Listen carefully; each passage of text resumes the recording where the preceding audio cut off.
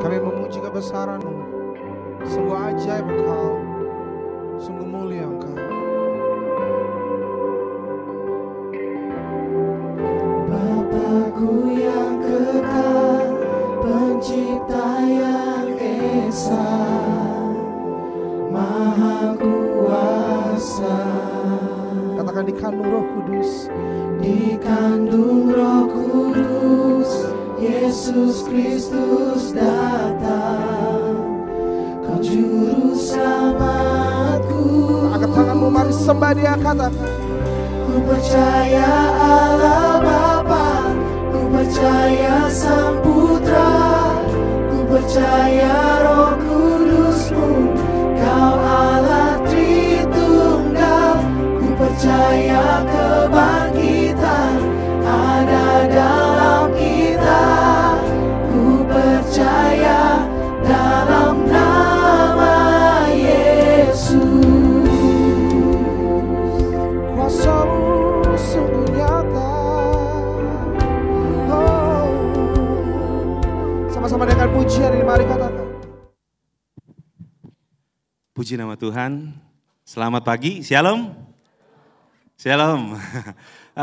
Bersukacita sekali pada pagi hari ini kita bersama-sama berkumpul kembali. Tentunya beribadah bersama-sama. Kita meninggikan nama Tuhan, bersyukur, membawa ucapan syukur kita. Saya mengundang semua untuk bangkit berdiri. Biarlah pada pagi hari ini setiap hati kita memberikan ucapan syukur kepada Tuhan, bahwasanya kasih setianya yang tidak pernah ada habisnya dalam kehidupan kita. Mari kita meninggikan namanya lebih dari apapun, mengatasi langit ya Tuhan.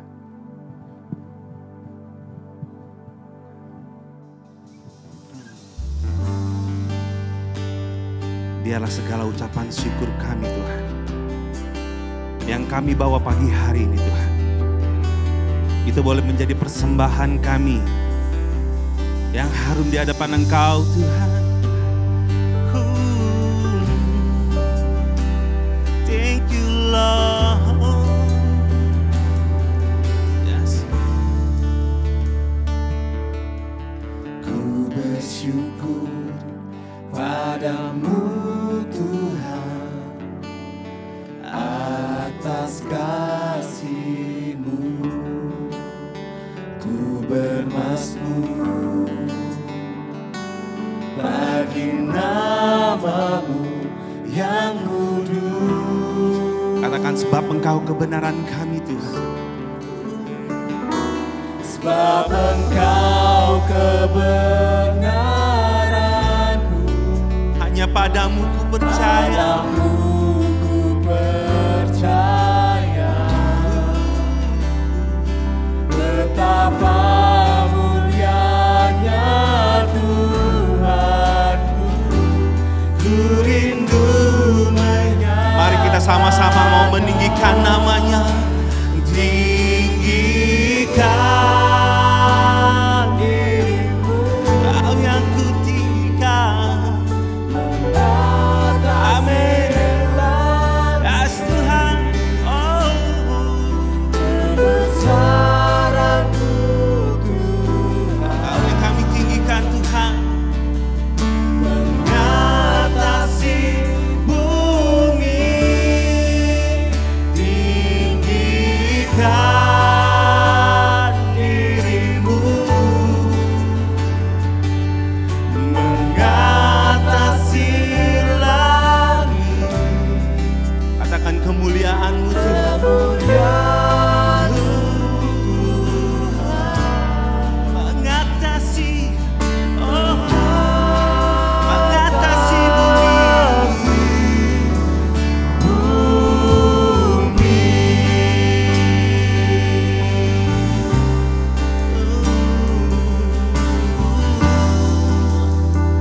Katakan, ku bersyukur padamu.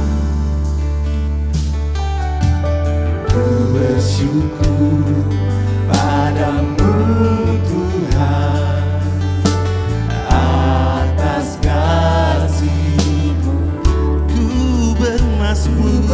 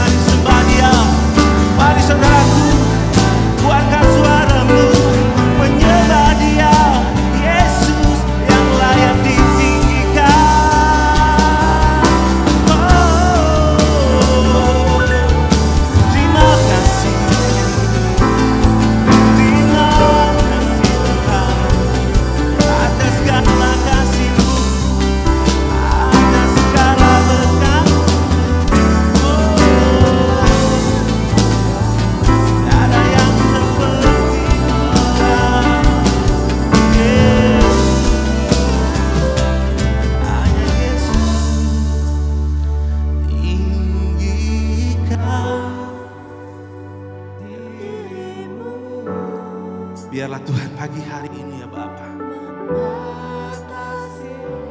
kami datang membawa setiap hati kami. Kami membawa setiap hidup kami hanya untuk Engkau Tuhan.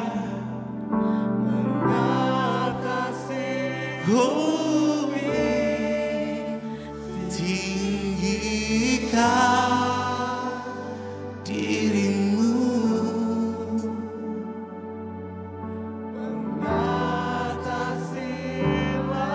kami percaya Tuhan, tidak ada yang melebihi Engkau, Allah yang besar.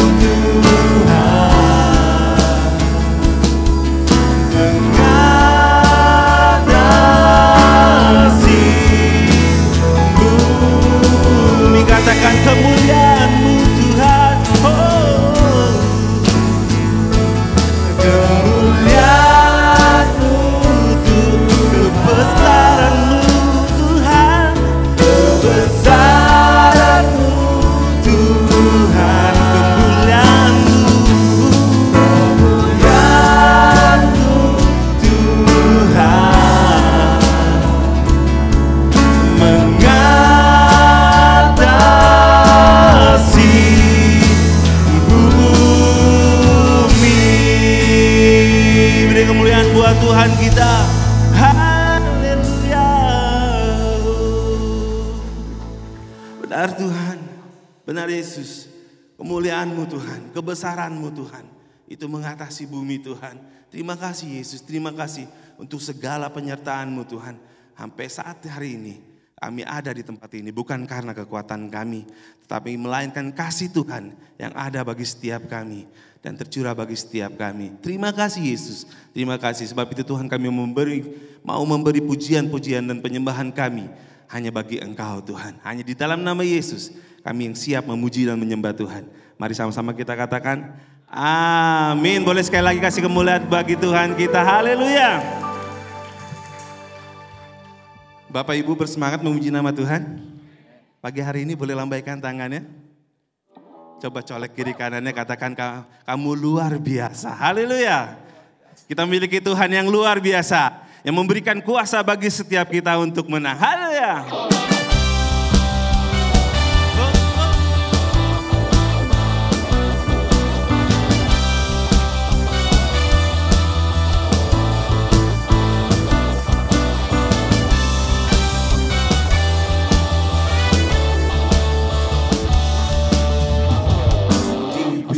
Kuasa dari Raja Mulia, menaklukkan musuh di bawah kakiku. Katakan ku pakai kuasa, pakai kuasa dari Raja Mulia. Bila Allah ada bersamaku, siapa jadi lawanku? Sungguh besar Kau Tuhanku, Engkau periksa hidupku. Ku berdiri dengan iman dalam Yesus Tuhan.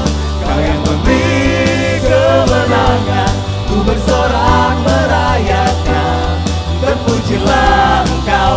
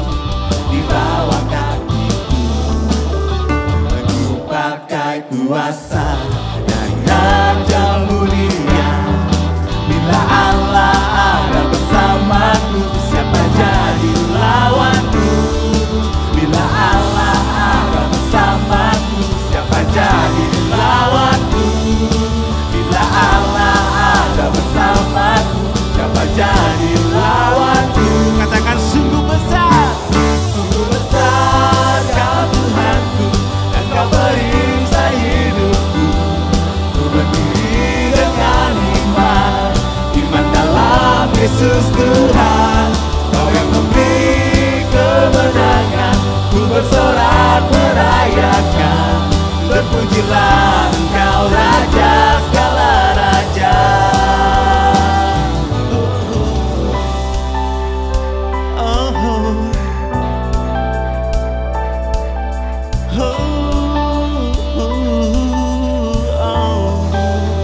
Sungguh Engkau mulia Tuhan, Engkau besar Yesus.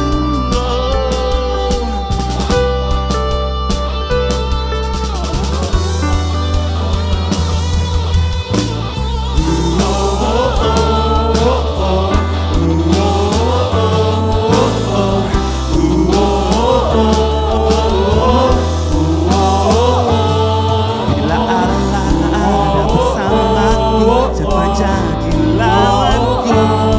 Bila Allah ada bersamaku, siapa jadi lawanku?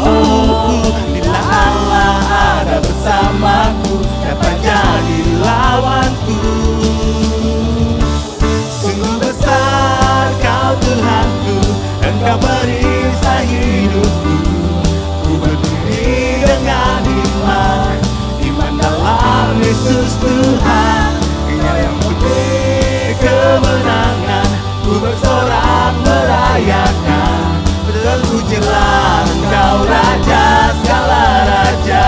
Sungguh besar, Kau Tuhan. amin. Engkau Engkau perisai perisian hidup kami Tuhan. berdiri dengan iman, Iman dalam Yesus Tuhan. Kau yang memberi kemenangan, ku bersorak merayakan.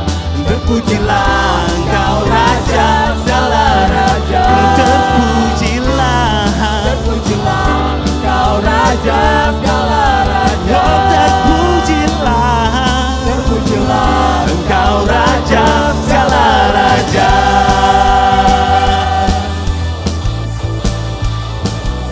Haleluya.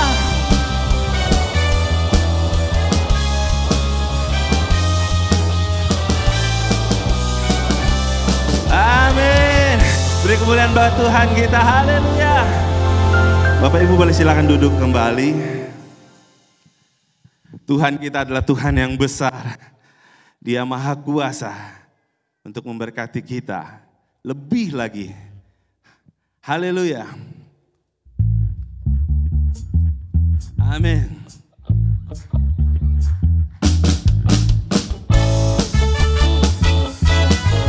Kita mau katakan sama-sama bahwa Tuhan kita Raja Maha Besar. Raja Maha Besar. Mari datang menyembah-Nya. Tuhan Raja Maha Besar. Mari datang menyembah-Dia. Dia pencipta dunia ini. Dia membentuk gunung-gunung. Kehadiratnya datanglah, nyanyi bersyukur padanya. Dengan bersuka bernyanyilah, Dia patut keselamatan. Puji Dia Tuhan Raja Maha Besar. Tuhan Raja Maha Besar. Mari datang menyembah Dia. Tuhan Raja Maha Besar. Mari datang menyembah Dia. Katakan Dia pencipta dunia ini. Dia pencipta dunia ini. Dia membentuk gunung-gunung. Kehadiratnya datanglah, nyanyi bersyukur padanya. Dengan bersuka bernyanyilah, Dia bantu keselamatan.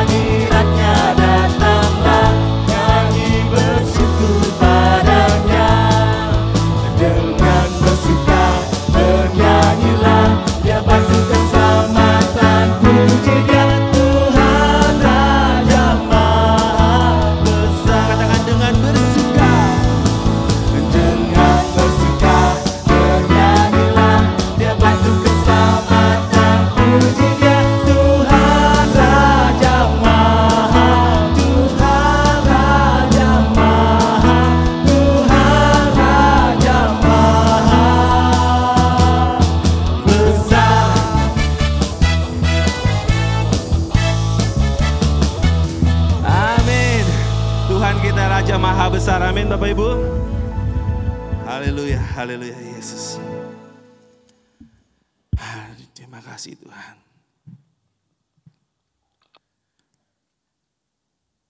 Sungguh Tuhan, apa yang kami alami Tuhan minggu-minggu ini ya Bapa. Kami percaya Tuhan, ada campur tangan daripada Engkau Tuhan dalam kehidupan kami. Baik kami susah, baik kami senang, Engkau ada bersama-sama dengan kami Tuhan. Sebab itu Tuhan, hati kami, hidup kami taruh di dalam tangan-Mu Yesus. Terima kasih Yesus.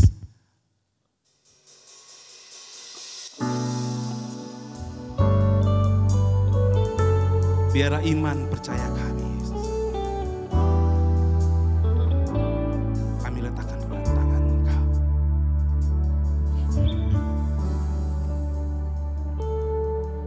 Dalam segala keadaan,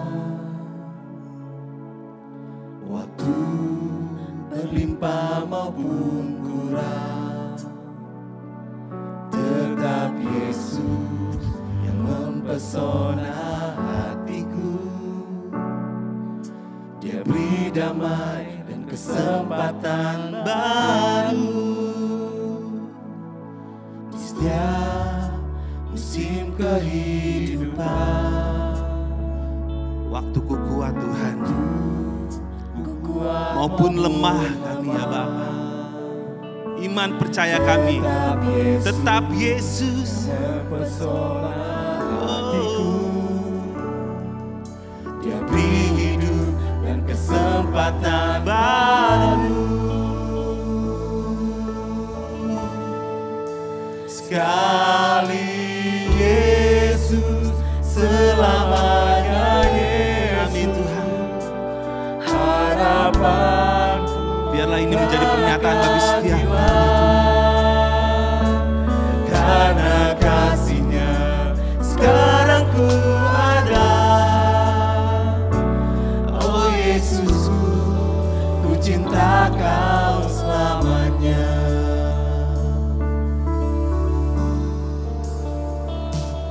Di setiap musim kehidupan, waktu ku kuat maupun lemah, tetap Yesus yang mempesona hatiku. Dia beri hidup dan kesempatan baru. Sekali Yesus, selamanya Yesus. Harapanku takkan hilang, karena kasih-Nya sekarang ku ada.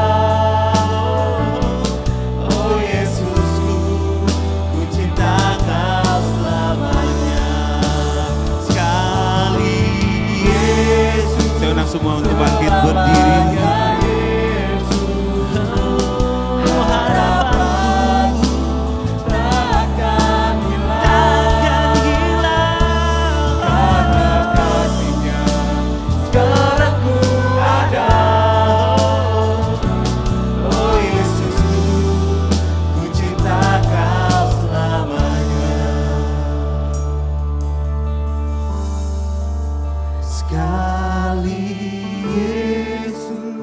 selamanya Yesus, harapanku tak akan hilang, karena kasih-Nya sekarang ku ada.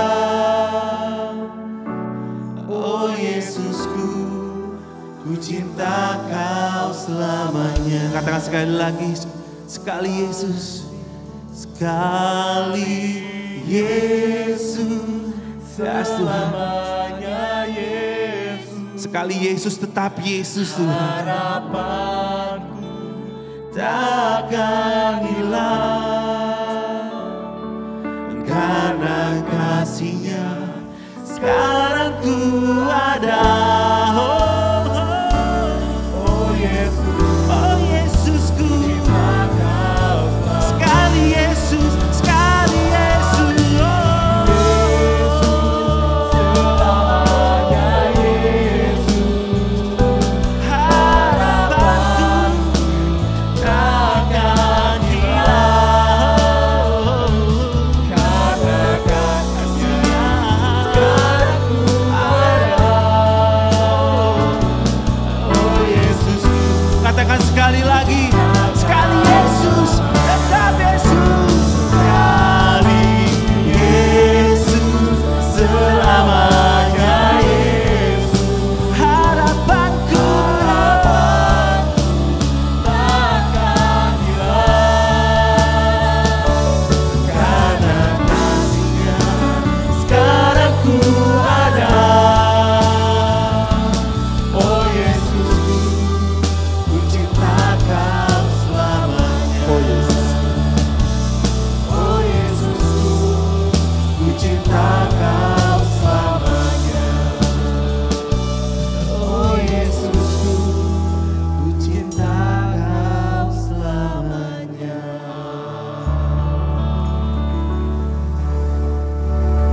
Ya Tuhan, kami bersyukur untuk pagi hari ini kami boleh dapat berkumpul.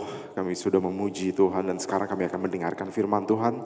Tuhan pimpin pemberitaan firman ini dari awal hingga akhirnya. Tuhan saja yang pada saat hamba berbicara, Tuhan saja yang berbicara melalui hamba-Mu ini dan kiranya semua jemaat di sini boleh mendapatkan berkat melalui firman ini. Terima kasih Tuhan, Kau mau pimpin pemberitaan firman ini dari awal hingga akhirnya. Hanya di dalam nama Tuhan Yesus kami berdoa, kami mengucap syukur. Amin. Silakan duduk saudara-saudara. Selamat pagi semuanya. Ini mau ngecek yang semalam main bulu tangkis pada datang nih. Apa jangan-jangan pada tepar ya main bulu tangkis kemarin? Mana Ben? Oh iya, oke. Oke. Iya, hari ini saya mau bahas satu tema yang menurut saya lumayan penting gitu. Jadi temanya adalah saya kasih info wars gitu atau information wars. Oke. Saudara-saudara, ada yang tahu film-film ini? Ada yang kenal sama film-film ini? Ini film-film dari, ada yang dari tahun-tahun lama juga sampai tahun-tahun sekarang gitu ya. Ya ini ada Cyborg, ada Robocop, ada Iron Man. Nah ini yang mungkin untuk angkatan yang lebih tua ada $6 Million Man. Ada yang tahu $6 Million Man? Tahu ya? Tahu ya? Ada Alita juga. Itu yang paling kiri atas. Ini favorit saya waktu kecil. Ada yang tahu gak judul filmnya apa? Apa? Apa judulnya? Knight Rider ya. Ingat gak nama mobilnya apa? Kit. Keren. Masih hafal banget. Sekarang saudara-saudara, oke, kita lihat ya kesamaan semua dari film-film Hollywood ini ya, dari Iron Man, Kit, Robocop, Cyborg gitu ya. Itu intinya adalah manusia yang berkolaborasi dengan teknologi. Ya, manusia yang menyatukan dirinya dengan teknologi gitu ya. Dari $6 Million Man dia kalau nggak salah kecelakaan habis itu badannya diganti gitu ya sama ini. Udah gitu Iron Man juga yang ngandelin teknologi, si Kit juga yang mobilnya canggih banget gitu ya dan kerjasamanya keren banget sama si David Hasselhoff, namanya lupa saya sih di filmnya siapa gitu, lupa saya. Siapa namanya? Michael, bener ya Michael ya? Lupa aku. Nah saudara, pada zaman sekarang ini kita hidup di era digital dan informasi. Sama seperti film-film ini, manusia itu sekarang kita berkolaborasi dengan teknologi, saudara-saudara. Dan kita pada zaman saat sekarang ini itu nggak bisa dipisahkan dari yang namanya teknologi. Kalau zaman dulu mungkin ada kit, sekarang kita ada Wuling, saudara-saudara. Ya, ada Wuling, itu juga bisa ngomong ya. Wuling juga jago banget ngomong. Kemarin aku baru coba-coba mobil, lihat nyobain Wuling, ajak ngomong Wulingnya bisa, sama seperti Kit juga ya. Kalau ini nanti tanya Akok ya. Nanti boleh cobain mobil Akok, ajak ngomong mobilnya. Nah, itu bisa itu, saudara-saudara. Dan zaman sekarang ketergantungan kita sama teknologi itu udah sangat krusial gitu. Kita hidup semua bergantung dengan teknologi. Keuangan kita, perbankan kita, kehidupan sosial kita, kuliah kita juga, pendidikan kita, semuanya berkaitan erat dengan teknologi. Dan kita hidup di era digital dan informasi. Apa itu informasi? Ya, era informasi gitu. Ini Cambridge Dictionary bilang kayak gini, saudara-saudara. Era informasi adalah masa kini, saat sekarang ini kita hidup, di mana sebagian besar dari informasi tersedia karena perkembangan komputer dan teknologi gitu ya. Dan ini ada digital facts gitu. Jadi fakta-fakta menarik. Jadi ada di dunia ini ada 5,18 miliar pengguna internet aktif. Pengeluaran perputaran expenditure itu apa ya? Maksudnya kita keluarin duit gitu ya, belanja secara online gitu, itu mencapai 3,4 triliun. Nanti pada tahun 2020 mencapai 3,4 triliun dolar, saudara-saudara, bukan rupiah ya. Berarti 3,4 triliun dikali berapa? 16.000 berapa gitu ya dolar. Wow. Dan 64,6 dari total global populasi itu online. Terkoneksi dengan apa? Terkoneksi dengan internet. 4,29% dari online population ya, dari yang online itu adalah pengguna aktif dari YouTube. Dan ad spending, pengeluaran tiap tahun ya. Jadi yang orang keluarkan untuk biaya iklan itu mencapai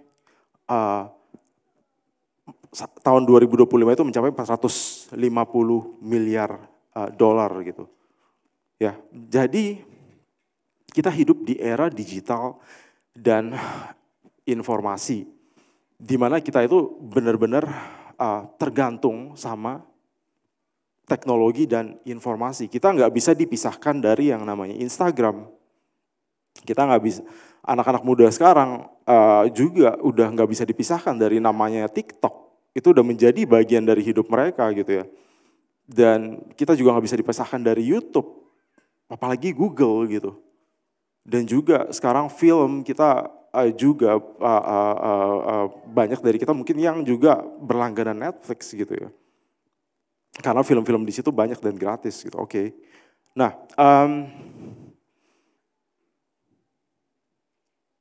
ada banyak keuntungan, sangat banyak sebetulnya keuntungan pada saat kita masuk ke dalam era global dan digital ya saudara-saudara. Jadi saya sharing dikit, ini kurang lebih 10 tahun yang lalu gitu ya. 10 tahun yang lalu saya pergi, ini di Makau, saya pergi ke Hong Kong dan Makau. Dan itu pertama kali saya pergi saudara-saudara, ini sama mama, sama Cianti, sama papi juga. Itu saya pergi sendiri, mengandalkan apa? Mengandalkan cuman Google Maps sama Google doang, ya sama internet. Itu pergi ke Hong Kong dan ke Makau gitu. Kalau dibayangin beberapa tahun sebelumnya, Jangankan pergi ke Hong Kong saudara-saudara, saya pergi ke Bandung aja, saya mesti nungguin teman saya.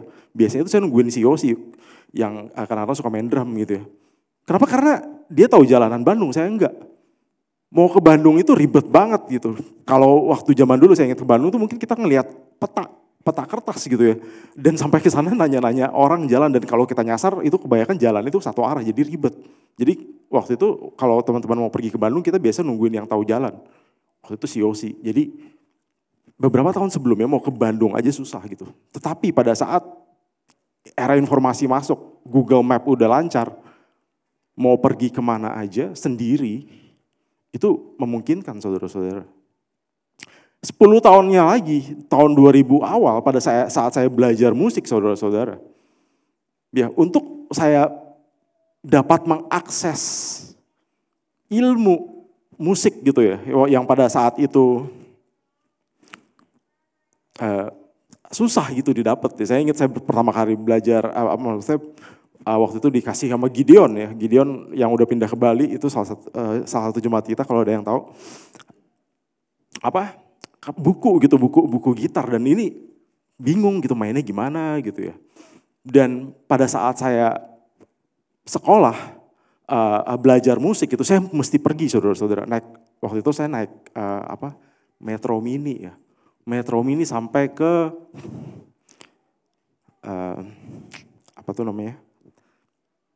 relasi itu apa ya? Yamaha relasi itu.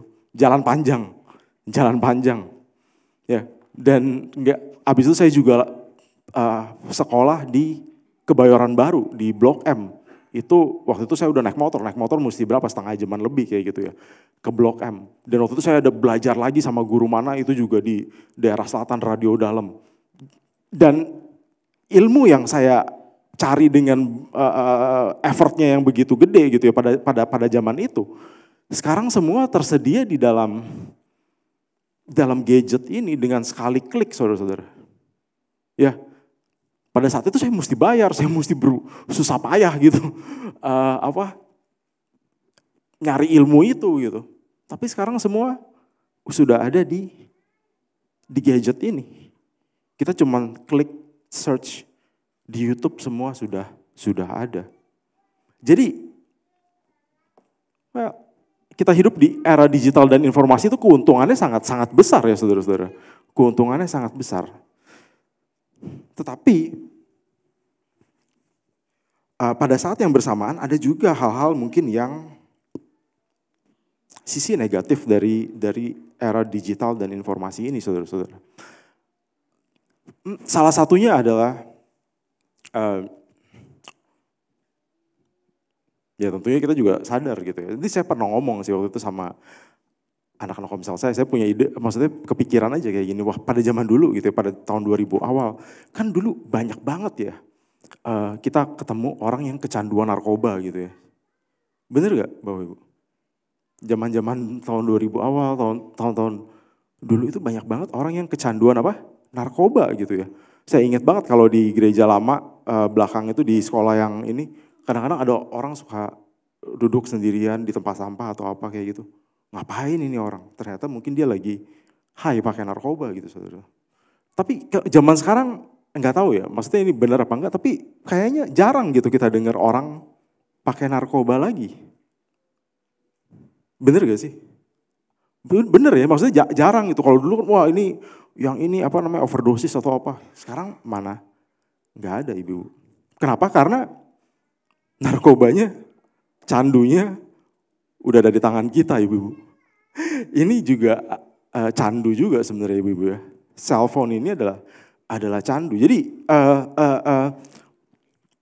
pada saat kita mengakses sosial media, mengakses game, itu juga menghasilkan hormon yang namanya dopamin. Dopamin itu adalah hormon yang memberikan kita kayak rasa feel good gitu ya, merasa senang gitu. Dan itu dihasilkan pada saat mungkin kita menerima like di sosial media, kita mengakses sosial media dan juga mungkin hiburan-hiburan yang ada di cellphone kita. Nah itu juga bisa menjadi hal yang buruk, dan menurut data rata-rata orang menghabiskan waktu di depan layar satu hari itu adalah 7 jam. Ya, pada tahun 2023. Itu rata-rata orang menghabiskan waktu di layar. Nah, saudara-saudara, enggak cuman ini cellphone teknologi ini dapat menjadi candu. Tetapi ada hal buruk lainnya yang mungkin kita bisa dapatkan dari teknologi yang maju dan informasi yang berlimpah ini, saudara-saudara. Ya karena kita dibombardir dengan informasi yang begitu banyak dari sosial media, dari hiburan yang kita dapat di handphone, mungkin film gitu ya. Dan juga musik. Itu adalah informasi yang kita terima begitu banyak dan seringkali informasi yang kita terima itu adalah informasi yang enggak sesuai dengan kebenaran firman Tuhan, Bapak Ibu.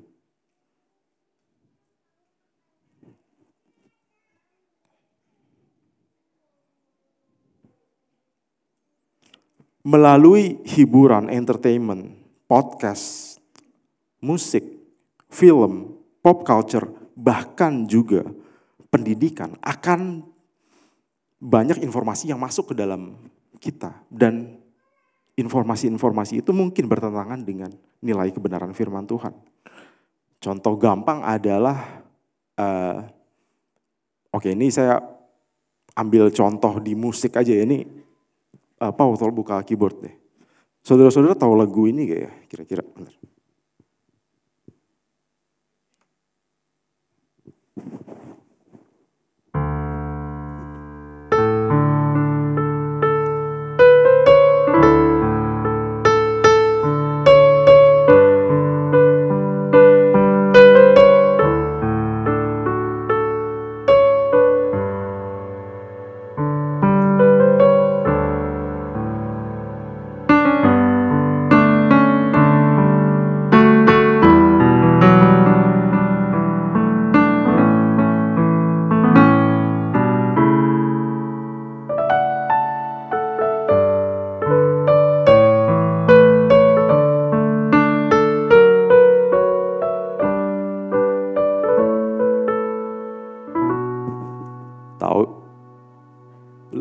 Tahu lagu apa? Lagu apa itu?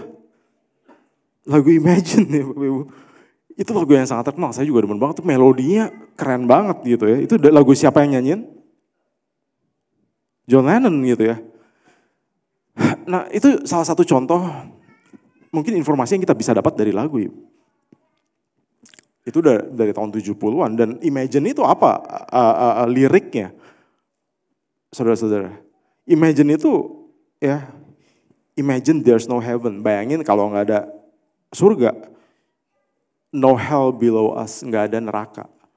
Dia suruh kita bayangin nggak ada surga, nggak ada neraka, nggak ada pertanggungjawaban ibu-ibu, bapak ibu gitu ya. Imagine there's no countries gitu ya, nggak ada negara, nggak ada nothing to kill or die for. Jadi nggak ada yang membuat kita untuk saling berperang dan membunuh. And no religion too. Jadi nggak ada juga yang namanya agama. Abis itu di lirik ketiga di imagine no possession. Possession itu maksudnya kayak kita punya harta kekayaan. John Lennon bilang gitu dalam liriknya di lagu Imagine. Itu apa ya Bapak Ibu? Itu sebenarnya adalah Komunis Manifesto ya. Komunis Manifesto itu apa? Komunis Manifesto itu adalah ide buku Karl Marx gitu. Dan itu semacam kayak summary-nya, semacam kayak rangkumannya. Kalau untuk mencapai suatu utopia, negara yang baik, itu nggak ada kelas-kelas. Nggak ada orang miskin, orang kaya, semua orang sama. Nanti negara yang subsidi semua. Itu idenya komunisme, sosialis. Itu idenya Karl Marx. Dan itu diwujudkan di lagu ini. Karena salah satu untuk mewujudkan Komunis Manifesto adalah dihilangkannya juga agama gitu ya. Nggak ada hak kepemilikan, nggak ada negara, nggak ada apa namanya agama. Kesannya semuanya imagine gitu ya, pasti indah gitu. Tapi sebenarnya John Lennon ini juga kurang informasi pada saat itu. Karena sebenarnya komunisme itu sudah berlangsung di Rusia dan di Cina. Stalin dan Mao Zedong gitu ya. Dan juga di Kamboja, di Pol Pot, yang dipimpin oleh Pol Pot gitu. Dan itu untuk mereka bisa menerapkan komunisme itu mereka udah membunuh puluhan juta orang Bapak Ibu. Dan itu nggak ada yang indah dari hal tersebut gitu ya. Nah ini salah satu contoh aja, saya kasih salah satu contoh dari lagu. Yang sebetulnya di lagu itu ada informasi gitu ya. Yang mungkin kita nggak sadar, kita nggak tahu gitu, Bapak Ibu. Dan banyak lagu-lagu sekarang juga yang mungkin mereka lirik-liriknya itu berkaitan erat dengan seks, dengan kekerasan. Tapi mungkin kita juga nggak sadar gitu Bapak Ibu. Nah di sini makanya aku mau menjelaskan tentang pentingnya kita mengetahui sebenarnya itu ada perang informasi loh Bapak Ibu dalam kehidupan kita. Dalam kehidupan kita di dunia digital, di dalam kita hidup di era informasi dan digital, sebenarnya itu ada perang informasi yang sedang berlangsung. Kita mungkin secara nggak sadar, kita mengkonsumsi nilai-nilai yang sebetulnya itu nggak sesuai dengan kebenaran firman Tuhan.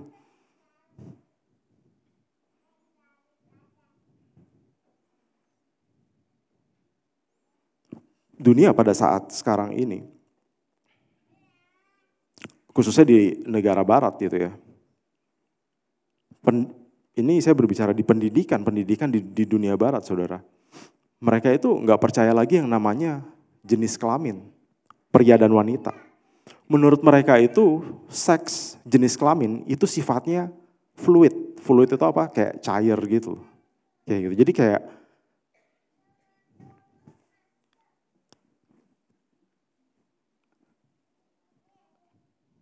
nggak ada kebenaran yang subjektif. Jadi semuanya itu relatif. Oh hari ini gue lagi ngerasa mau jadi cewek, hari ini bisa jadi cewek gitu. Makanya gerakan LGBTQ di luar itu sangat sangat kencang sekali. Karena itu masuk di dalam dunia pendidikan, bahkan di dalam dunia pendidikan di luar negeri, khususnya di Amerika yang saya pernah tahu juga gitu, itu mereka bahkan mengajarkan aktivitas seksual sebagai sifat yang rekreasional dalam kurikulum SD, Bapak Ibu.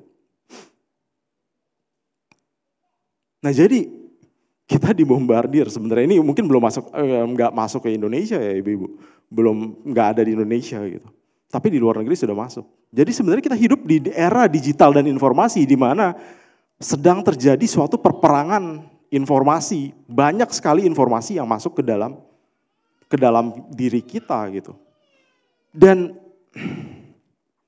ya ini saya pakai contoh yang paling ekstrim ya Ibu-Ibu. Dan informasi yang kita terima itu dapat membentuk worldview kita. Worldview itu apa? Pandangan kita terhadap hidup. Jadi itu akan mempengaruhi apa yang kita lakukan, akan mempengaruhi keputusan kita. Nah ini saya ambil contoh yang paling ekstrim. Ini John Jones Massacre. Jadi ini tahun 78. Ini adalah ini sadis sekali ya Bapak Ibu. Jadi ini adalah pembunuhan, sebenarnya bunuh diri dan pembunuhan massal yang terjadi di Jonestown. Ini Jonestown itu di area, aku lupa Amerika Selatan mana gitu. Tapi ini akibat ajaran sesat di mana pendeta, ini gereja ya, ini kumpulan gereja Bapak Ibu. Di mana pendetanya ini dia menggabungkan kekristenan dengan sosialisme. Dan singkat cerita, kalau diceritakan panjang gitu. Jadi singkat cerita dia membawa semua jemaatnya pergi ke satu area di Amerika Selatan. Area itu masih kosong. Dia bangun Jonestown ini kayak kota gitu. Dan di situ mereka hidup berapa lama dan singkat cerita pada akhirnya karena ada senator Amerika yang kayak mau ikut campur gitu, mau tahu dan mau bawa balik jemaatnya kembali pulang ke Amerika. Dan si Jim Jones pendetanya ini juga ada gangguan mental. Dia bunuh semua jemaatnya. Dengan apa? Dengan cara minum cairan gitu ya, dicampur dengan sianida. Paksa mereka untuk minum semua. Ini bunuh diri massal dan juga pembunuhan massal. Dan itu terjadi karena pandangan hidup yang terbentuk dari informasi yang salah gitu Bapak Ibu. Jadi informasi yang kita terima itu dapat membentuk pandangan hidup kita.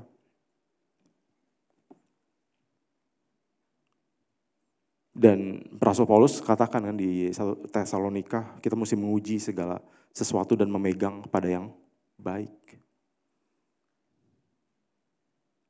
Nah, pertanyaannya, bagaimana cara kita menavigasi hidup kita di tengah dunia yang penuh dengan berbagai macam informasi ini, saudara-saudara? Bagaimana cara kita menavigasi hidup kita di tengah dunia yang penuh dengan berbagai macam informasi yang masuk ke dalam kita. Nah, ini saya mau mengajak kita untuk melihat dua bagian Alkitab, dua bagian firman Tuhan. Yang pertama adalah di Kejadian 2 ayat 16 dan 17.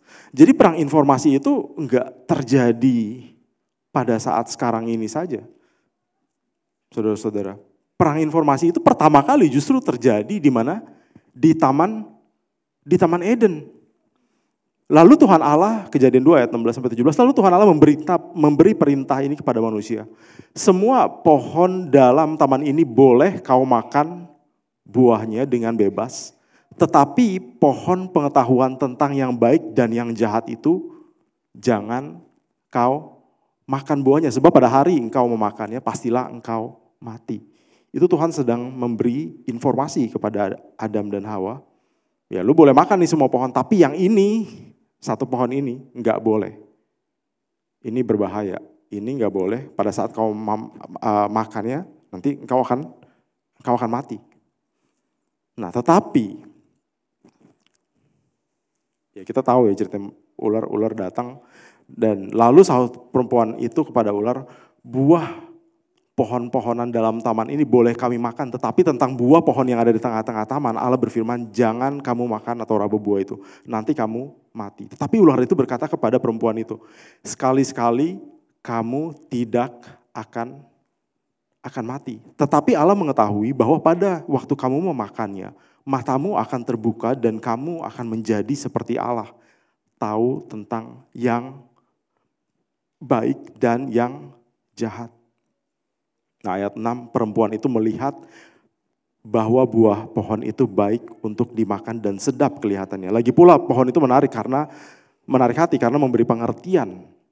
Lalu ia mengambil dari buahnya dan dimakannya dan diberikannya juga kepada suaminya yang bersama-sama dengan dia dan suaminya pun memakannya. Saudara, kalau kita lihat ya, ini terjadi perang informasi di mana Tuhan udah kasih tahu ya, jangan ini pohon ini jangan makan. Tetapi ada informasi tambahan dari siapa? Dari ular. Ularnya bilang apa? Oh enggak, sekali-sekali lu enggak akan mati.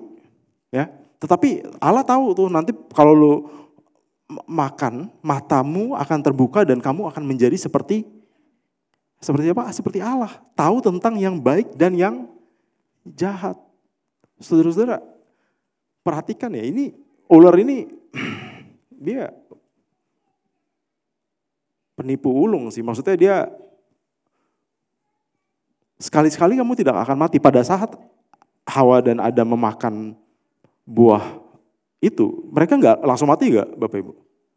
Enggak ya, Adam masih hidup 930 tahun. Masih lama sampai dia mati.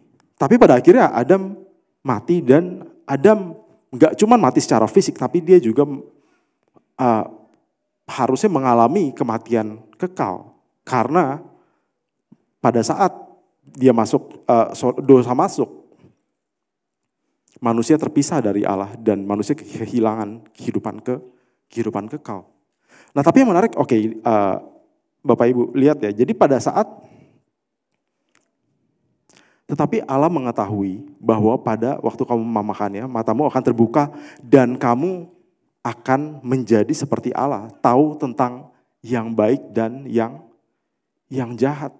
Jadi pada saat si Adam dan Hawa memakan buah itu, pengetahuan tentang hal yang baik dan yang jahat itu bukan lagi apa kata Tuhan. Saudara-saudara, perhatikan ya. Jadi kenapa pohon pengetahuan baik dan yang jahat. Dan pada saat manusia makan, manusia akan menjadi seperti Tuhan. Itu kata ular gitu kan. Karena pada saat manusia makan buah itu, bukan lagi Tuhan yang menentukan yang baik dan yang jahat. Tetapi siapa yang menentukan? Manusia itu sendiri, saudara-saudara. Pada saat dia makan, gue yang nentuin nih. Ini baik untuk gue makan. Makanya kata iblis nggak salah juga. Kamu akan menjadi seperti siapa? Seperti Allah. Tapi bukan Allah yang nentuin baik dan yang jahat. Siapa yang nentuin? Kita sendiri. Manusia sendiri yang nentuin baik dan yang jahat. Dan itu juga yang terjadi di dunia kita sekarang ini, saudara. Bukan lagi pria dan wanita seperti Tuhan ciptakan, tapi kita bisa, budaya populer bisa bilang, oh ini gender bisa apa aja gitu. Bisa banyak.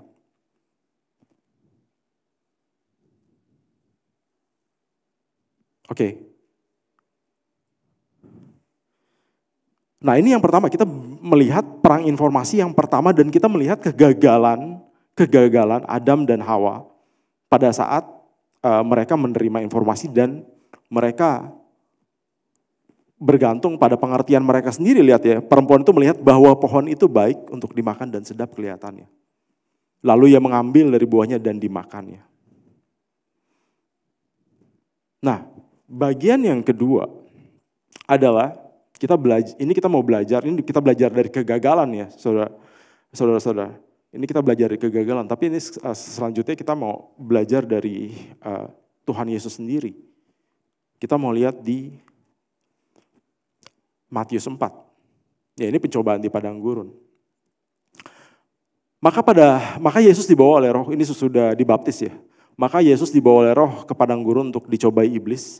Dan setelah berpuasa 40 hari dan 40 malam, akhirnya laparlah Yesus. Ini puasa makan dan minum. Atau makan aja ya, saudara-saudara. Ya, ini nggak dibilang, Alkitab nggak bilang ya, puasa makan dan minum. Cuman ini saya percaya ini puasa makan sih. Di Lukas dibilang Yesus nggak makan, tapi juga nggak dibilang nggak minum. Tapi secara penelitian medis, manusia bisa gak puasa 40 hari? Bisa. Kalau makan doang. Tapi kalau minum, maksimal katanya seminggu sampai 2 minggu. Katanya rekor yang paling terlama pun itu 18 hari. Cuman kalau 40 hari itu memungkinkan, bahkan bisa sampai 50 hari. Itu menurut penelitian ya. Saya puasa paling lama 24 jam, bisa udah lapar sih Bapak Ibu ya. Jadi 40 hari kayak oke. Dan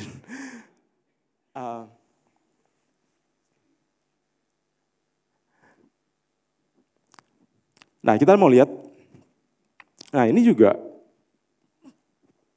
ada perang informasi di sini Ibu, saudara-saudara.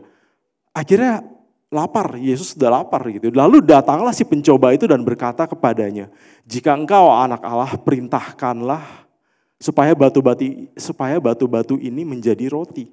Nah ini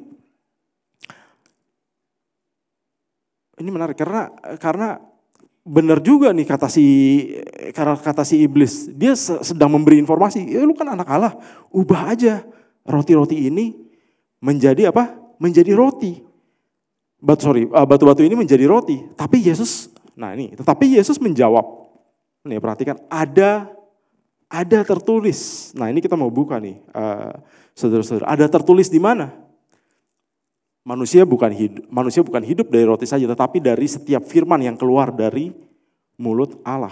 Tuhan Yesus mengutip dari Ulangan 8 ayat 1 sampai 3. Kita mau buka ya. Ini tim multimedia kalau mau bantu boleh. Ulangan 8 ayat 1 sampai 3. Aku langsung dari 2 aja baca.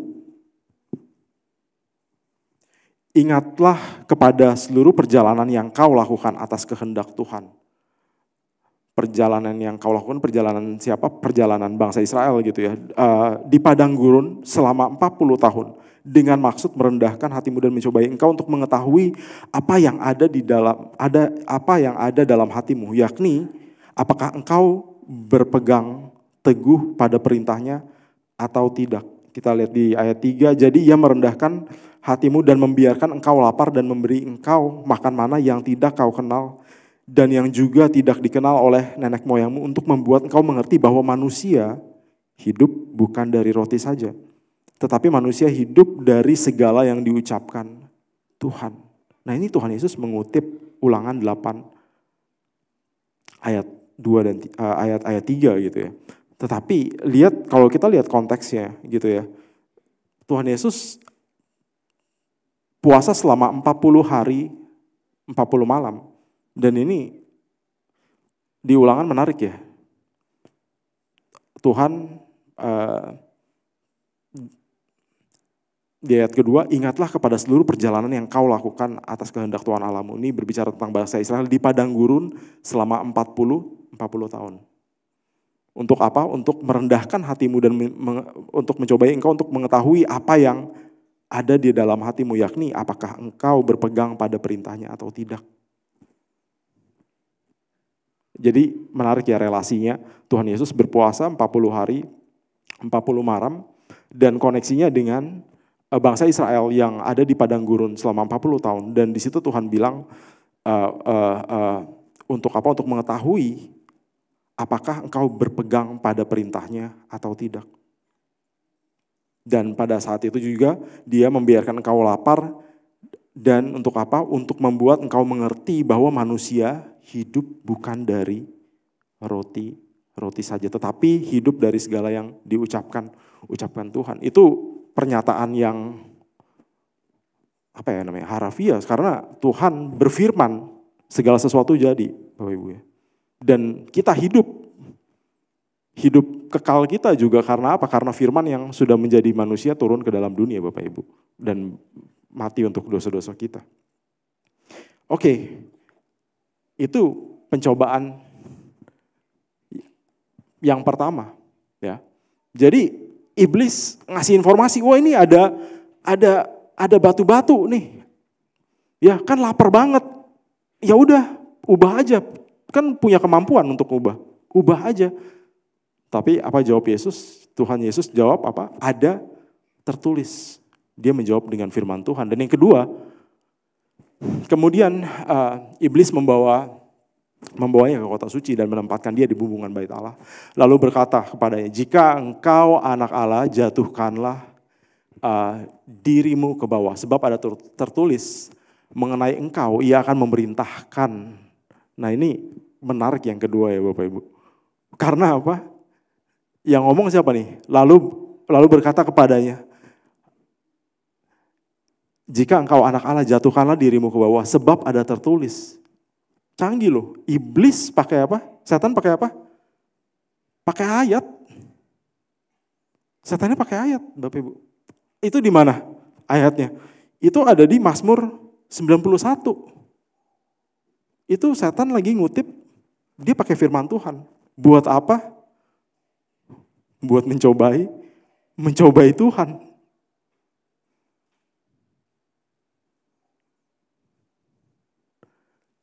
Ya, jatuhkanlah dirimu ke bawah sebab ada tertulis mengenai engkau, ia akan memerintahkan malaikat-malaikatnya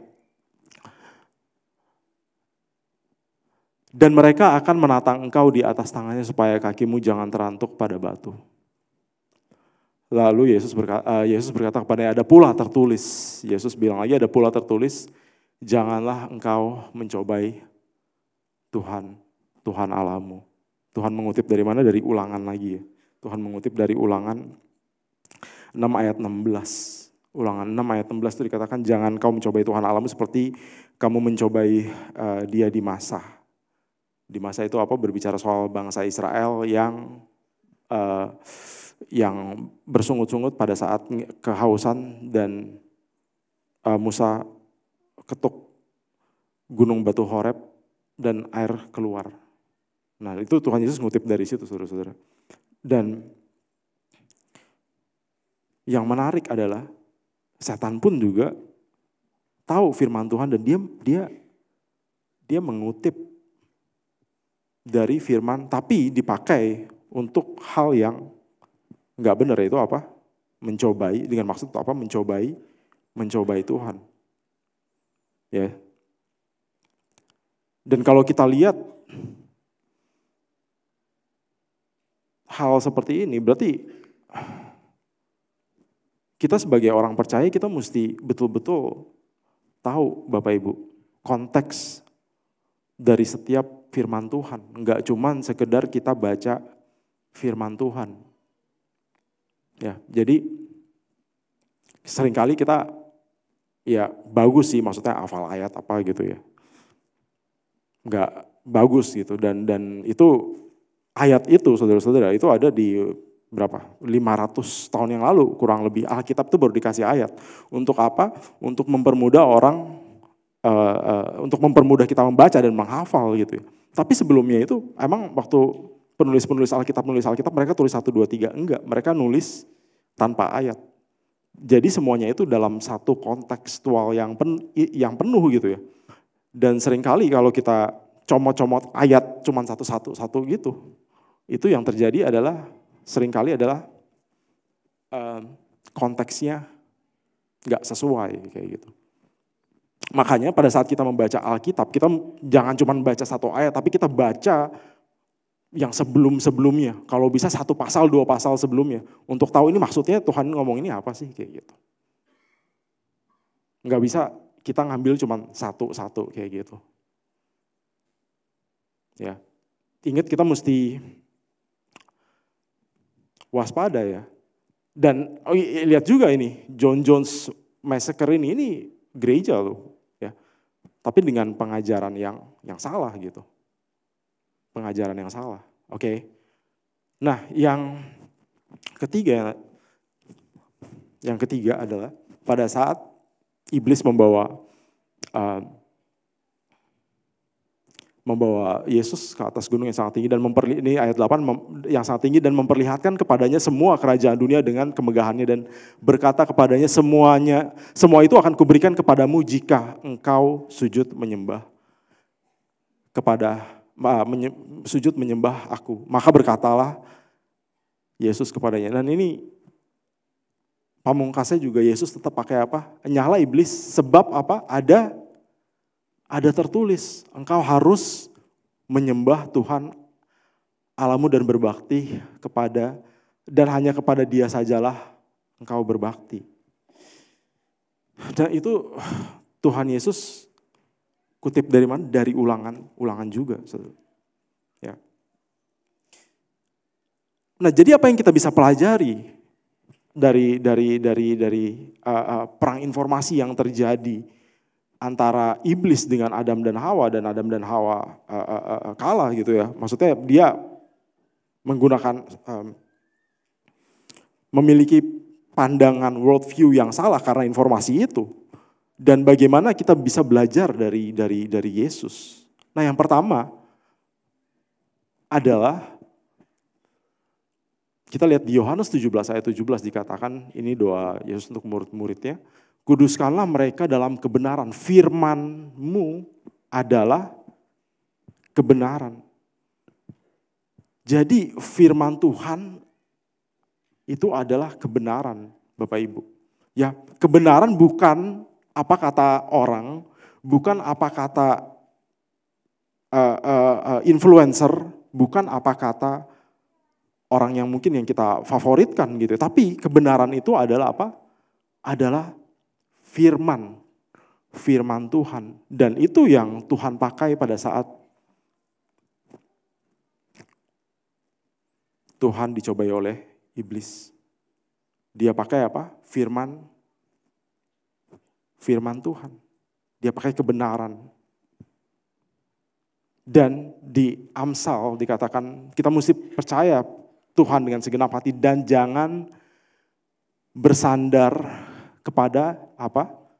Kepada pengertian kita sendiri. Dan itulah yang terjadi sama Adam dan Hawa. Pada saat Hawa memakai pengertian dia sendiri, bukan kebenaran yang sudah dikatakan oleh firman Tuhan. Pada saat itulah ia jatuh ke dalam dosa. Ya, di ayat 7 dikatakan, janganlah engkau menganggap dirimu sendiri bijak. Takutlah akan Tuhan dan jauhilah kejahatan. Dan di Matius 7 ayat 24-25 Tuhan katakan, setiap orang yang mendengar perkataanku ini dan melakukannya, ia sama dengan orang bijaksana yang mendirikan rumahnya di atas batu. Kemudian turunlah hujan dan banjir, lalu angin melanda rumah itu, tetapi rumah itu tidak rubuh sebab didirikan di atas batu. Jadi gak cuma kita mendengar firman Tuhan, tahu kebenaran firman Tuhan, tapi kita juga melakukan firman Tuhan. Pada saat kita melakukan firman Tuhan, pada saat itu juga kita sedang mendirikan rumah kita di atas batu yang kokoh, saudara-saudara. Dan saudara-saudara, tanpa kebenaran firman Tuhan di dalam menjalani hidup kita akan tersesat. Karena kita hidup di dunia yang gelap dengan begitu banyak informasi. Jadi pastikan kita gunakan firman Tuhan sebagai penerang jalan kita di dalam dunia yang gelap ini, saudara-saudara. Dan saudara-saudara, yang terakhir, kemampuan untuk kita mengakses informasi, teknologi dan informasi itu adalah sesuatu hal yang baik dan juga bisa buruk juga, saudara-saudara. Karena sebetulnya teknologi yang ada di tangan kita, teknologi era informasi dan digital itu adalah sesuatu hal, teknologi itu adalah sesuatu hal yang netral ya saudara-saudara. Dia enggak baik dan juga enggak buruk gitu. Maksudnya gini, itu teknologi itu mungkin seperti tool, seperti alat, seperti apa, mungkin saya kasih ilustrasi seperti pisau. Seperti pisau. Pisau itu adalah alat yang pada saat pisau itu dipegang oleh seorang pembunuh, pisau itu bisa digunakan untuk hal yang begitu jahat. Dia bisa membunuh orang, melukai orang. Tetapi pada saat pisau itu dipegang oleh seorang ahli bedah, dokter ahli bedah gitu ya, pisau itu dipakai juga untuk memotong, tapi untuk membawa kebaikan, membawa kesembuhan. Dan sama juga mungkin dengan teknologi ya, kita diberikan alat yang begitu luar biasa, teknologi, informasi. Pertanyaannya, teknologi dan informasi yang kita punya, kita pakai, mau pakai untuk apa? Apakah kita mau pakai untuk kita dapat mengembangkan diri kita dan membawa iman percaya kita lebih lagi kepada Tuhan? Atau teknologi dan informasi yang kita punya, kita hanya pakai untuk memuaskan diri kita sendiri saja, saudara-saudara. Nah ini kembali kepada kita masing-masing, saudara. Dan ingat, di era informasi yang di era digital dan informasi yang berkembang begitu pesat, kita mesti selalu bergantung kepada firman sebagai pelita untuk menerangi jalan kita di dalam dunia yang gelap ini. Amin untuk firman Tuhan. Kita sekarang akan Silakan bangkit berdiri, saya undang pelayan musik dan WL Singer maju ke depan. Kita akan melakukan perjamuan kudus dan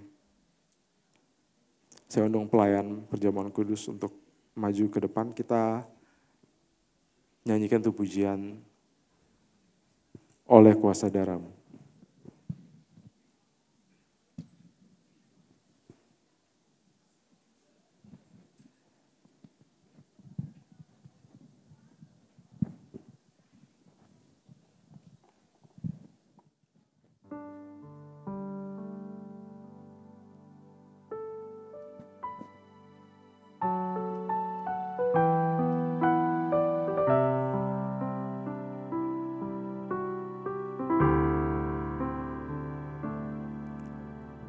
Saat ku masuk ke hadirat-Mu, bawa persembahan ke tempat kudus-Mu. Pujian ku naikkan, sembah ku berikan bagi-Mu Allah yang mulia. Kau layak aku menghampiri-Mu, melihat tahta kemuliaan-Mu Tuhan. Pujian ku naikkan, sembah ku berikan bagi-Mu Allah yang mulia. Oleh kuasa darah-Mu, Kau telah tebus dosaku. Kekudusan-Mu melingkupiku. Kasih-Mu mengalir memulihkan hidupku. Sungguh besar anugerah-Mu, Kau selamatkan hidupku. Ku menjadi ciptaan yang baru oleh kuasa darah-Mu.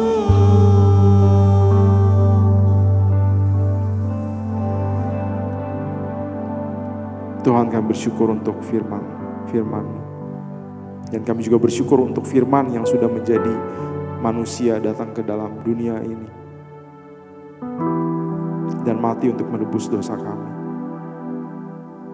Tuhan, mampukan kami mampu untuk menjadikan firman Tuhan sebagai pelita dan terang dalam hidup kami.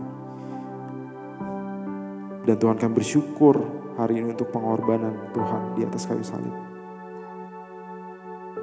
Ingatkan kami selalu betapa besar cinta kasih Tuhan atas hidup kami. Betapa besar kasih Tuhan atas kami manusia yang gak layak untuk menerima kasih yang begitu besar itu.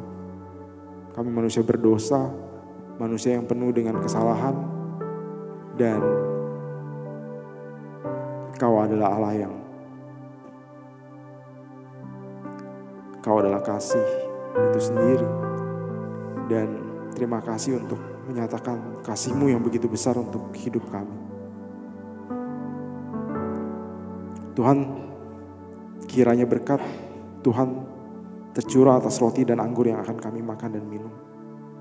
Pada saat kami makan dan minum, kami sadar kalau kami adalah manusia berdosa yang gak layak untuk bertemu dengan Tuhan.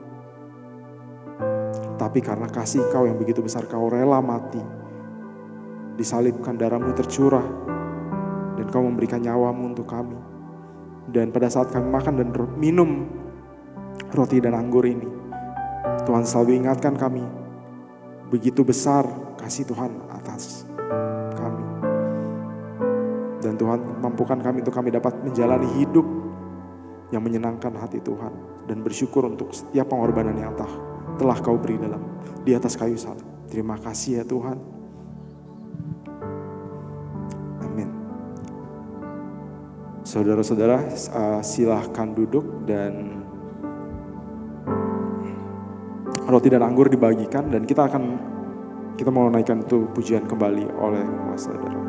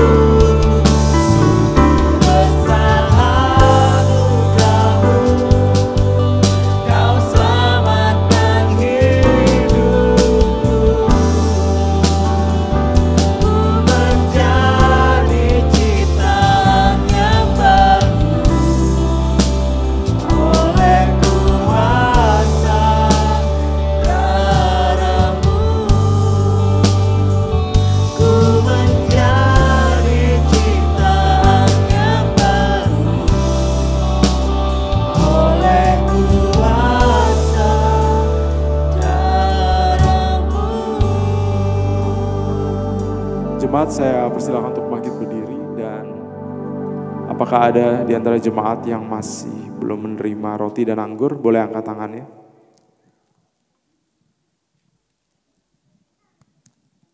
Sudah semua?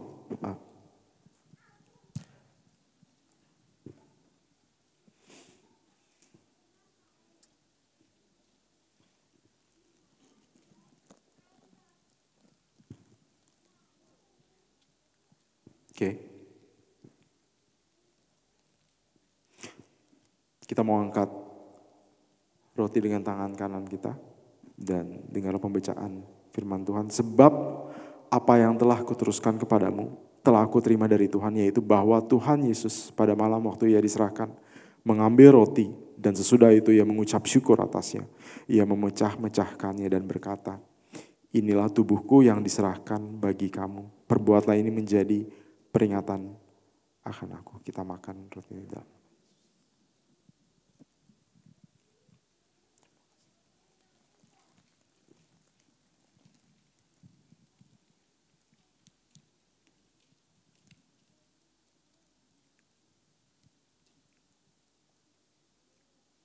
Angkatlah anggur dengan tangan kanan kita.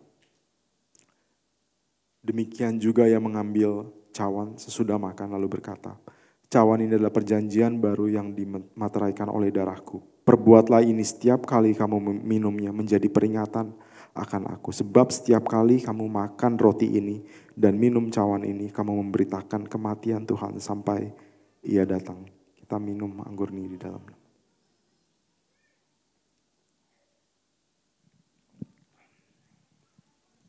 Terima kasih Tuhan.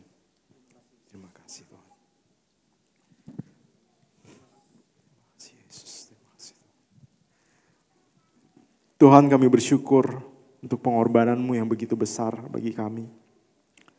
Dan kalau kami boleh mengingatnya setiap bulan, di awal bulan, Tuhan mampukan kami untuk kami dapat menghidupi hidup kami dengan rasa syukur yang besar karena kami tahu kasih Tuhan yang begitu besar bagi kami.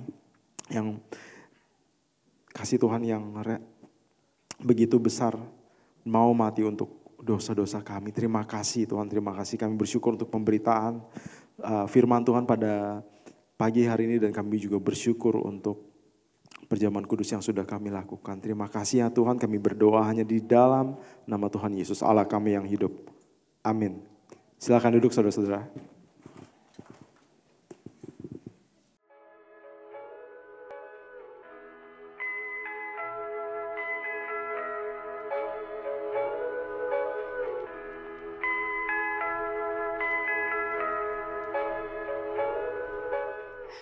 Shalom, tanpa terasa kita sudah memasuki di bulan Mei tahun 2024. Dan selama bulan Mei ini kita akan banyak belajar tentang bagaimana memiliki iman yang hidup. Saya berdoa kita semua dapat terus memiliki pertumbuhan iman percaya kita kepada Tuhan. Berikut adalah beberapa informasi penting untuk sepanjang minggu ini. Siang ini pada pukul 12, Youth Sunday Service akan dilayani oleh Chief Francisca dengan tema buah roh yaitu kasih. Dilanjutkan pada hari Rabu tanggal 8 Mei 2024, pukul 5 sore para wanita diundang untuk hadir dalam ibadah wanita yang akan mengambil tema doa orang benar besar kuasanya dilayani oleh Bapak Johannes Sandi. Dan pada tanggal 9 Mei kita akan bersama-sama memperingati kenaikan Tuhan Yesus. Ibadah dilakukan satu kali pada pukul 8 pagi, akan dilayani oleh Bapak Himawan Hadiraharja dengan tema Saksi Iman. Dan mulai hari Kamis tanggal 9 sampai 19 Mei 2024, GB Jelambar Timur akan mengadakan ibadah doa selama 10 hari yang diadakan di Gedung 52 lantai 2. Untuk jadwal ibadah doa 10 hari, saudara dapat melihat di layar berikut ini.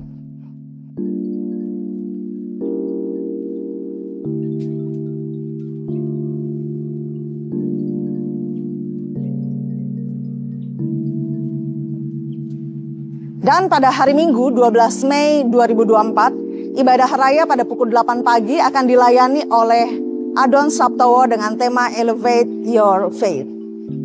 Dilanjutkan pada pukul 10 pagi, ibadah sekolah minggu akan belajar tentang mengutamakan Tuhan diadakan di Gedung 52 lantai 2. Dan siang ini pada pukul 12, Youth Sunday Service akan dilayani oleh Ko Agus dengan tema Kasih Karunia versus Hukum Taurat. Dan pada tanggal 18 Mei 2024 pada pukul 9 pagi, kembali Bapak Ibu yang berusia emas diundang untuk hadir di dalam komunitas UMAS di Gedung 52 lantai 2. Dan di tanggal yang sama pada pukul 6:30 malam kembali Temu Kompas diadakan di Gedung 52 lantai 2 yang akan mengambil tema warisan terbaik dilayani oleh Ibu Heni Wirawan. Demikian informasi penting untuk sepanjang minggu ini. Terus melangkah di dalam iman, Tuhan Yesus memberkati. Amin. Amin buat firman Tuhan pagi hari ini. Dan saya mewakili jemaat tempat ini mengucapkan banyak terima kasih untuk Bapak Gembala kita. Terima kasih Tuhan Yesus memberkati dan juga para pelayan perjamuan kudus. Tuhan Yesus memberkati.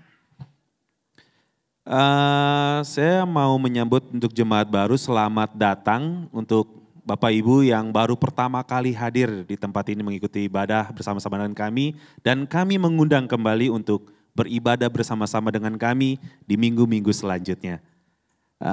Oke, kita mau memberikan persembahan. Persembahan akan dilakukan 2 kali.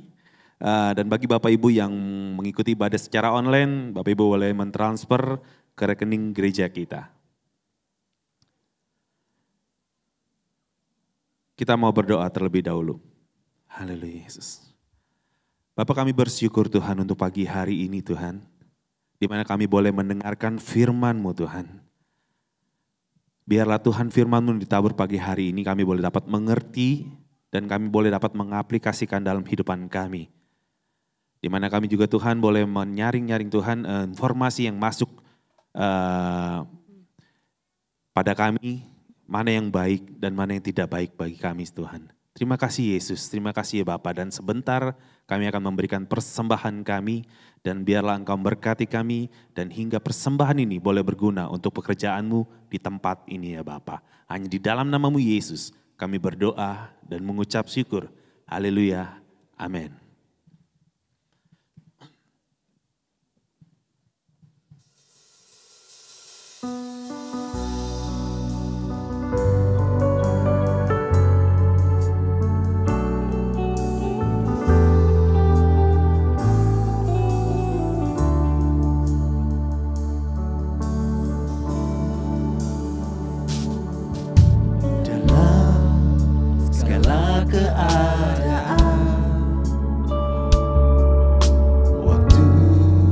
Berlimpah maupun kurang, tetap Yesus yang mempesona hatiku. Dia beri damai dan kesempatan baru di setiap musim kehidupan. Waktu ku kuat maupun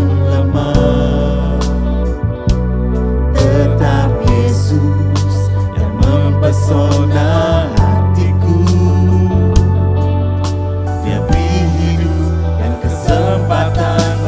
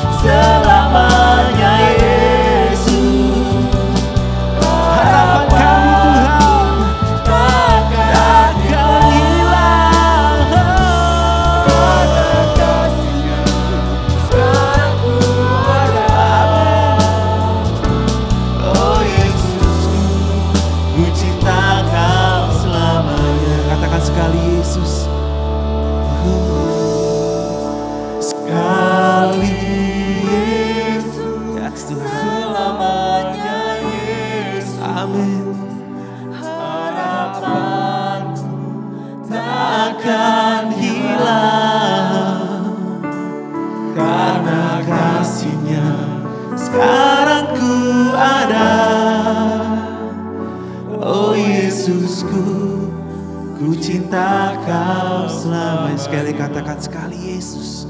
Sekali Amin Tuhan. Biarlah ini adalah bentuk ungkapan kami Tuhan. Ungkapan hati kami bahwa Engkau adalah Yesus, Tuhan dan Juru Selamat kami.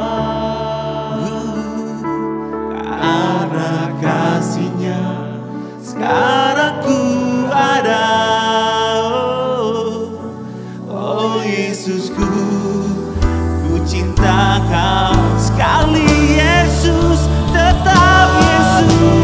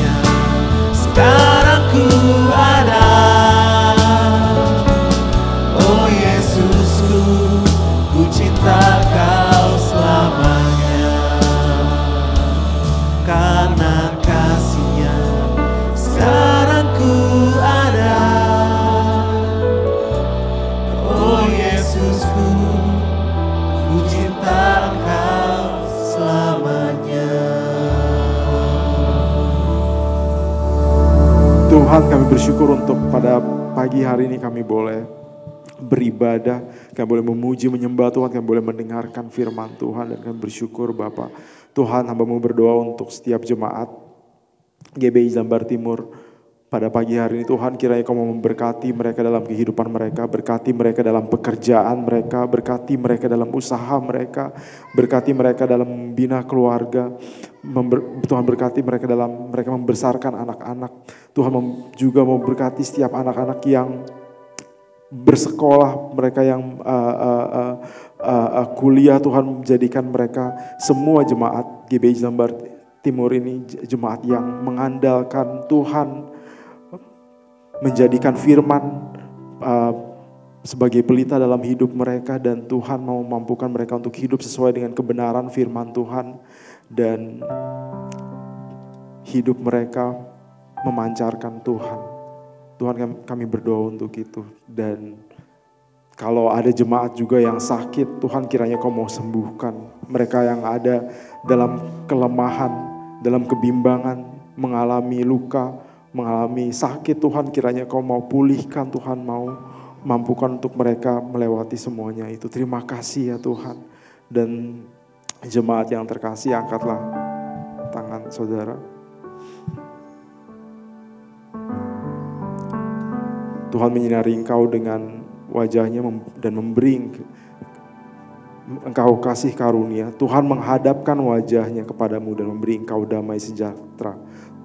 Jemaat yang terkasih, pulanglah dengan berkat perlindungan dan penyertaan dari Allah Bapa, Allah Anak, dan persekutuan dengan Allah Roh Kudus dari saat sekarang sampai Maranatha Tuhan Yesus datang kembali. Amin.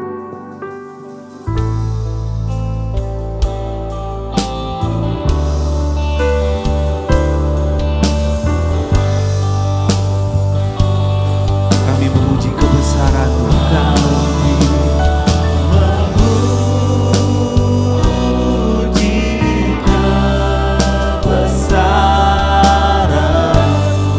Ajaib Tuhan, oh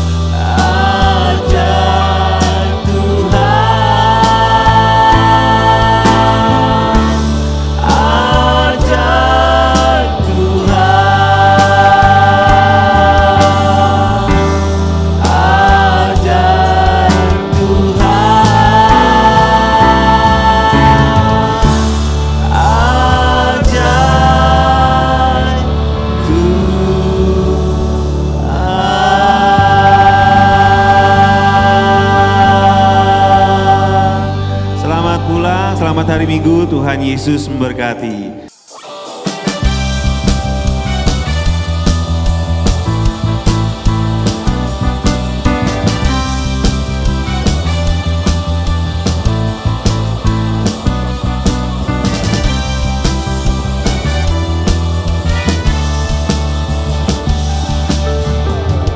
Diberi kuasa dari Raja mulia, menaklukkan musuh di bawah kakiku. Aku pakai kuasa dari Raja mulia. Bila Allah ada bersamaku, siapa jadi lawanku? Sungguh besar Kau Tuhanku, Engkau beri